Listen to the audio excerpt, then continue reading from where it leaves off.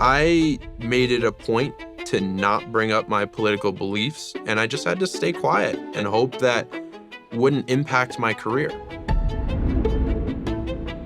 My name is Rogan O'Handley, and this is my story.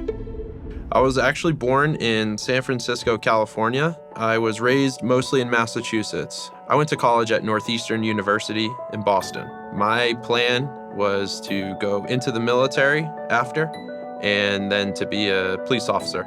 Going to college actually exposed me to people who came from families that had lawyers and doctors, and I started to learn more about why they wanted to be a lawyer, and it started to resonate with me. In addition to studying criminal justice, I picked up a second major in political science, and that's when everything changed. I went from someone that didn't know the difference between a Democrat and a Republican to being the president of student government at a school of 15,000. With a single mom and 3 kids on welfare, I didn't even know that was a possibility, and it lit a spark in me. I went to law school because I knew it would be an incredible foundation for me to make a difference in the world. I also thought, okay, it's a great way to make a lot of money at a very young age doing something I'm very interested in.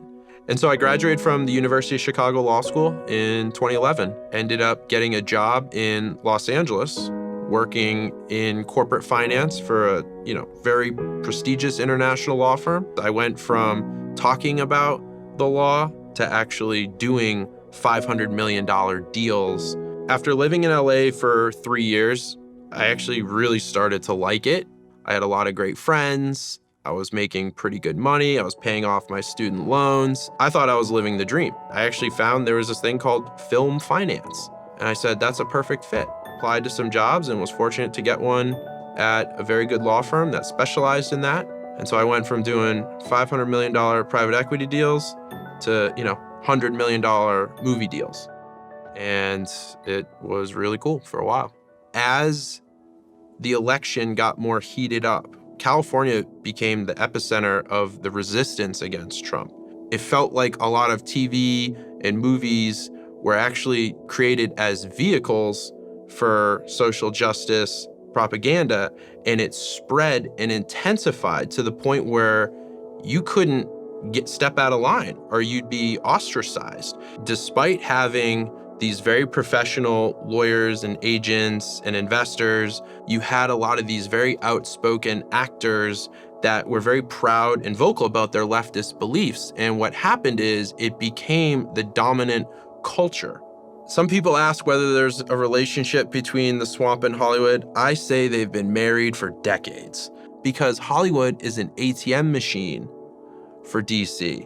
And the part that really aggravated me the most was when these Hollywood superstars would get up at their award shows and would demonize middle Americans, the family that I grew up in, who just wanted to put food on the table and live a good life. Meanwhile, they go home to their gated mansions, they fly on private jets, and they have armed security everywhere. They've completely forgotten what it's like to live a normal life.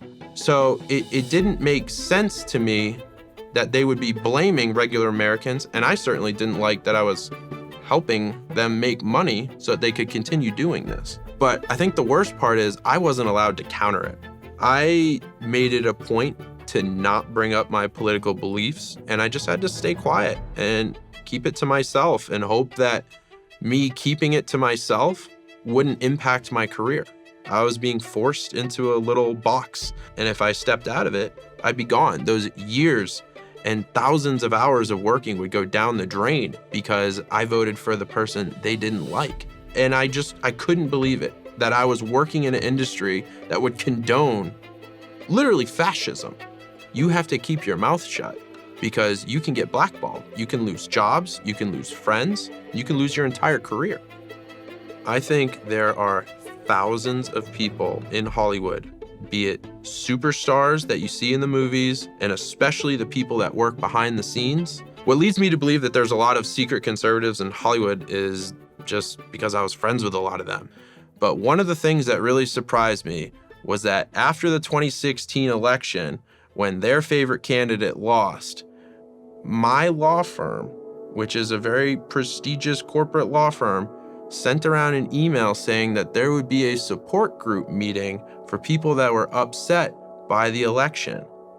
And I remember thinking, wow, okay, these are fully grown adults with law degrees and careers and families that need a support group, maybe. But also, I felt it was very unfair because I knew they would not do that for the other side if that happened, nor would I want that, nor would I show up because I'm a big boy.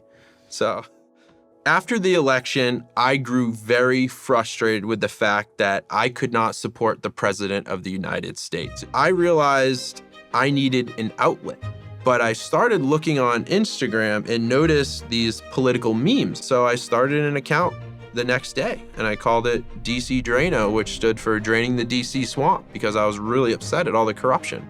And I could see it. I'm a lawyer. I know how the Constitution is supposed to operate, and I wanted to get my voice out there because not enough people were saying what was really going on. This is gonna sound a little crazy, but I felt like I couldn't resist doing this. I felt like I was being called. I truly believe sometimes God calls people up to do his work and to be courageous. I was living a double life.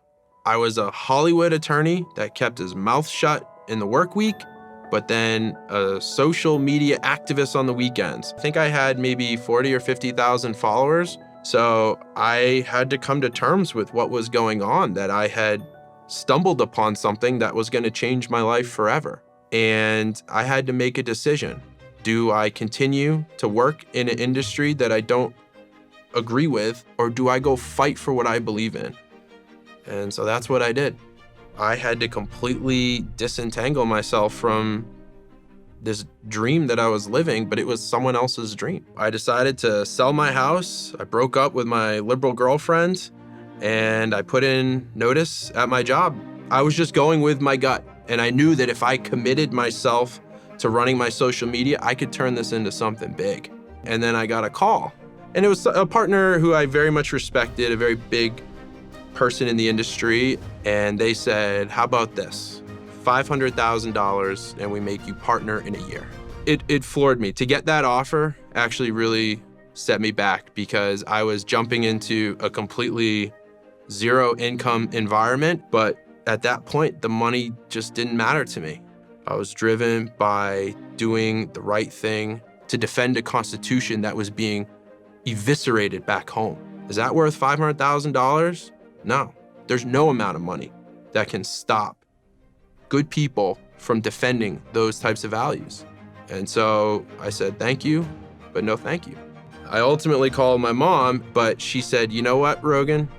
You can always go back to being a lawyer after this. Again, the problem is once you start putting your name out there, the internet is forever. And so at a certain point, there is no going back. Was the risk worth it? Absolutely. Because for the first time in my life, I'm fighting for what I believe in, I'm truly happy, and I'm making a difference. I have a message for the people still working in Hollywood who are keeping their beliefs quiet. I want you to know that help is on the way, but I also hope that you do your part in the little ways. I want you to be bold.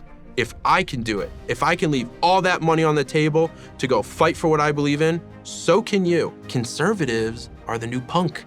Conservatives are the rebels, the rock stars. And my reward in doing this is not the millions of followers or getting invited to conferences or the White House, but my reward is making a difference. But this is the battle we face because America is at a pivotal point right now. And it's only gonna lose if we stay quiet. But if we step up and fight, I promise we'll win.